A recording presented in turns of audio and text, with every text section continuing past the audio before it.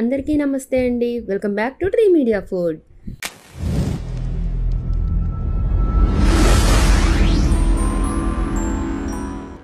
ఎలా ఉన్నారు అందరూ? ఈరోజు నేను మీకు అచ్చమైన స్వచ్ఛమైన నెయ్యి తయారీ విధానం చూపించబోతున్నానండి.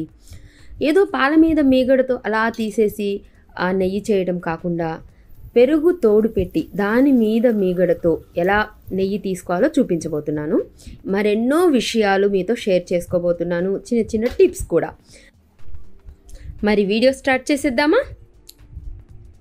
నైట్ నేను రోజు పాలు తోడు పెట్టిన తర్వాత ఇదిగోండి ఇలా మీగడ తీస్తాను పెరుగు మీద. ఇలా డైలీ పెరుగు మీద మీగడ తీసి ఇదిగోండి ఇలా ఒక గిన్నెలోకి వేసేసి దాన్ని ఫ్రిడ్జ్లో పెట్టేసుకుంటానన్నమాట.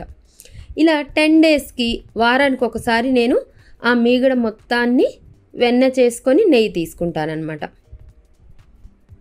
తోడుబెట్టిన పెరుగు మీద ఆ మీగడ తీస్తే ఆ మీగడతో చేసిన వెన్నపూస కానివ్వండి, ఆ వెన్నతో వచ్చిన నెయ్యి కానివ్వండి చాలా బాగుంటుందన్నమాట.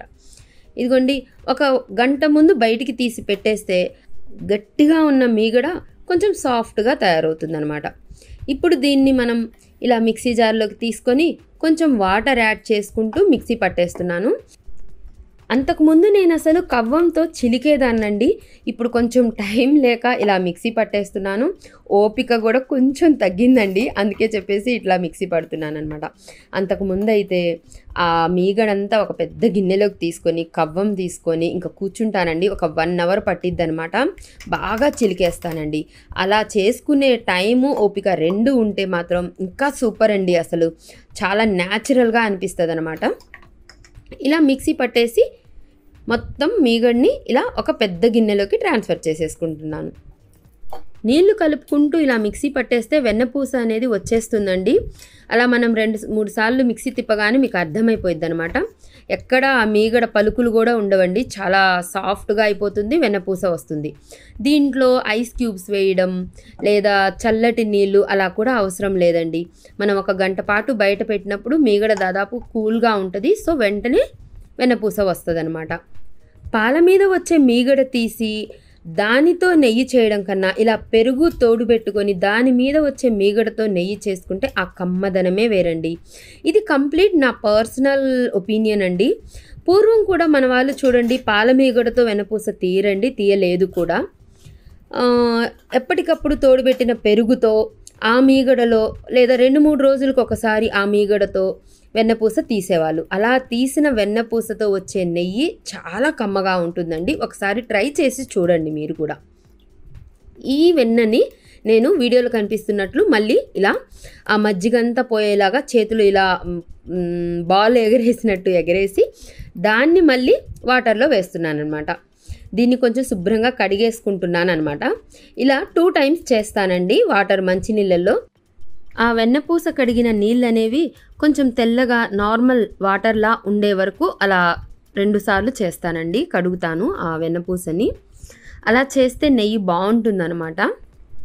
గేదె పాలు, వెన్న శాతం ఉన్న పాలు, మంచి పాలకైతే మీగడ చాలా బాగా వస్తుందండి. వెన్న కూడా చాలా ఎక్కువగా వస్తుందన్నమాట. మా ఇంట్లో గేదె ఉందండి, అందుకని చెప్పేసి కొంచెం ఎక్కువే వస్తుంది మాకు వెన్నపూస అయితే. అంటే డైరెక్ట్ మనమేం నీళ్లు కలిపిన పాలు కాదు కాబట్టి. ఈ మజ్జిగ చిలకడం, వెన్న తీయటం, నెయ్యి చేయటం ఇది మా అమ్మమ్మ దగ్గర నుంచి, మా అమ్మ దగ్గర నుంచి, మా అమ్మమ్మ వాళ్ళ అమ్మ అంటే జేజమ్మ దగ్గర నుంచి మా ఇంట్లో అలవాటేనండి. చిన్నప్పటి నుంచి చూస్తున్నాను అనమాట. ఇలాగే మా అమ్మ కూడా ఇంట్లో ఇప్పటికీ తీస్తూ ఉంటుంది. ఇలా తీసిన ఈ వెన్నపూస నుంచి వచ్చే నెయ్యి ఇంట్లో పిల్లలకి చాలా బలం. మా పిల్లలకి ఈ నెయ్యి అలవాటు అవ్వడం వల్ల బయట కొన్న నెయ్యి అస్సలు వాడమండి, అసలు తినలేరు అనమాట, తినరు. అందుకని రెగ్యులర్గా నేను ఇంట్లో అయితే ఇలాగే ప్రిపేర్ చేస్తూ ఉంటాను. కొన్ని చేస్తున్నప్పుడు మనకి తృప్తిగా అనిపిస్తాయండి, కొన్ని పనుల్లో చాలా తృప్తినిస్తాయి. అలాంటి వాటిల్లో ఈ నెయ్యి తీయడం అనేది నాకు చాలా తృప్తినిచ్చే పని. చాలా ఇష్టంగా చేస్తాను ఈ నెయ్యి తీయడం, వెన్నపూస తీయడం అనేది. నిజం చెప్పాలంటే ఎవరైనా అడుగుతూ ఉంటారండి, నెయ్యి కాసావా ఈరోజు ఇంట్లో అని. అంటే ఇరుగు పొరుగులో మంచి స్మెల్ వస్తుందన్నమాట నెయ్యి కాసినప్పుడు. అప్పుడు ఇరుగు పొరుగు వాళ్ళు అడుగుతూ ఉంటారండి, ఈరోజు నెయ్యి కాచావా అని. కొంతమంది అయితే ఆశగా అడుగుతారు కూడా అండి, అమ్ముతావా అని చెప్పేసి. అంటే ఇంట్లో గేదె ఉంది కదా, ఎక్కువే వస్తుందేమో అని.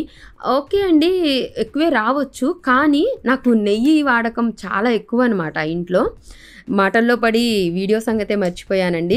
అలా అది శుభ్రంగా కడిగేసి దాంట్లో వాటర్ మొత్తం తీసేసి కంప్లీట్గా స్టవ్ ఆన్ చేసేసి స్టవ్ మీద పెట్టేసేయండి. దీన్ని ఈ స్పూన్తో కలపకుండా నేను ఇలా మజ్జిగ చిలికే కవ్వం ఉంటుంది కదండి, అది పెట్టేస్తానన్నమాట. అది ఎందుకు పెడతానో మీకు వీడియోలో చెప్తానండి తర్వాత.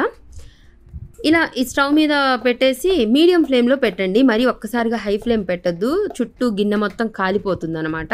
సో మీడియం ఫ్లేమ్లో పెట్టి ఇదిగోండి వీడియోలో కనిపిస్తున్నట్లు ఇలా కొంచెం తిప్పుతూ వెన్నని కరిగించుకుందాం. వెన్నకి పాలు పొంగినట్టు పొంగిపోయే స్వభావం ఉంటుందండి, అది అందరికీ తెలిసిన విషయమే. అయితే ఇవి పొంగుతాయేమో అని చెప్పేసి భయంతో మనం స్టవ్ దగ్గర నిలబడతాం కదండి, అలా నిలబడే పని లేకుండా ఉండడానికి నేను ఈ కవ్వం పెడతానమాట. కవ్వం పెడితే నిలబడకుండా ఉండటానికి అసలు దానికి సంబంధం ఏంటి అని అనుకుంటున్నారా? మీడియం ఫ్లేమ్లో పెట్టేసి కొంచెం అలా తిప్పేసి ఆ కవ్వంని దాంట్లో అలాగే వదిలేస్తానండి. ఇంకా వదిలేసి మీడియం ఫ్లేమ్లో పెట్టి నా పని నేను చూసుకుంటాను. అది ఇంకా పొంగదనమాట, పొంగిపోదు, అది ఉడుకుతూనే ఉంటుంది, పొంగి బయటికి అనేది రాదు. అది తీసేస్తే మాత్రం వస్తుందండి బయటికి. సో అది పెట్టేస్తాను. నేను ఇన్ని ఇయర్స్ నుంచి ఈ వెన్న కాగబెట్టేటప్పుడు నాకు అర్థమైన టిప్ ఒకటి ఇది. నేను ఇలా పెట్టేసి బయటికి వెళ్ళి బయట కానివ్వండి, ఇంకా వేరే పనుల్లో కానివ్వండి, ఆ పని చేసుకుంటూ ఉంటానండి. ఇంకా కొంచెం సేపటికి మంచి కమ్మటి వాసన వస్తూ ఉంటుందండి. అప్పుడు అర్థమైపోతుంది అనమాట నాకు, ఇంకా నెయ్యి అవుతుంది అనుకుంటా అని చెప్పేసి. అంటే మధ్య మధ్యలో 1-2 సార్లు కదుపుతానండి, అడుగు ఏం పట్టకుండా. అసలు పట్టదు కూడా, నాకు ఎప్పుడూ పట్టలేదు అలా. ఇదిగోండి ఇలా కలుపుతూ ఇంకా లాస్ట్లో మాత్రం ఒక 2-3 మినిట్స్ 5 మినిట్స్ వరకు నిలబడి ఇలా కలుపుతూ ఆ నెయ్యిని కాగబెట్టేసుకుంటానమాట. చాలా సింపుల్గా ఈజీగా అయిపోతుందండి. ఈ వెన్నపూస కాగేటప్పుడు ఆకులు వేయడం, లవంగాలు వేయడం, ఇలాచి వేయడం ఇలా ఏం చేయనండి. నేను డైరెక్ట్ ఆ వెన్నపూస కాగబెడతాను, ఇలా నెయ్యి వచ్చేస్తుంది అనమాట. ఇందాక చెప్పాను కదా, ఇరుగు పొరుగు వాళ్ళు ఇలా అడుగుతూ ఉంటారు, అమ్ముతావా అని చెప్పేసి అని. నేను మాత్రం అమ్మనండి. ఈ నెయ్యి అనేది నాకు అసలు ఒక బంగారం లాగా అనిపిస్తుంది అనమాట. ఒక్క చుక్క కూడా వేస్ట్ చేయను, ఎవ్వరికి అమ్మను. ఇంట్లో వాళ్ళకు మాత్రం ఇస్తానండి. అంటే చిన్నపిల్లలు, మా తమ్ముడు పిల్లలకి ఇలా ఇస్తూ ఉంటాను ఎప్పుడన్నా. కానీ నాకు ఇంట్లోకి సరిపోతుందండి. దాదాపు నెలకు వచ్చేసరికి 1.5 కేజీ వరకు పడుతుందండి. అంటే స్వీట్స్ చేస్తాను, మా పిల్లలైతే పప్పులో, పచ్చడిలో, మా చిన్నోడైతే ఫ్రైలో, అసలు ప్రతి దాంట్లో మేము నెయ్యి ఎక్కువ వాడతాము. స్వీట్స్ చేస్తుంటాను, సున్నుండలు చేస్తుంటాను, రవ్వ లడ్డు, ఇలాంటి ఏ స్వీట్స్ చేసినా నెయ్యితోనే చేస్తానన్నమాట.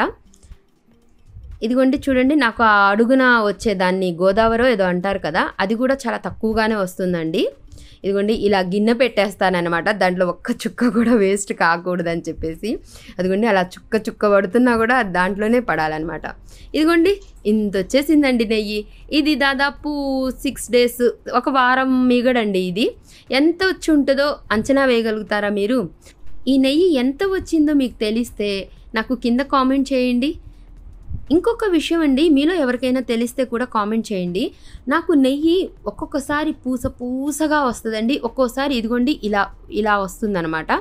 ఏదో ఒక ఆయిల్ ఉన్నట్టు ఉంటుంది.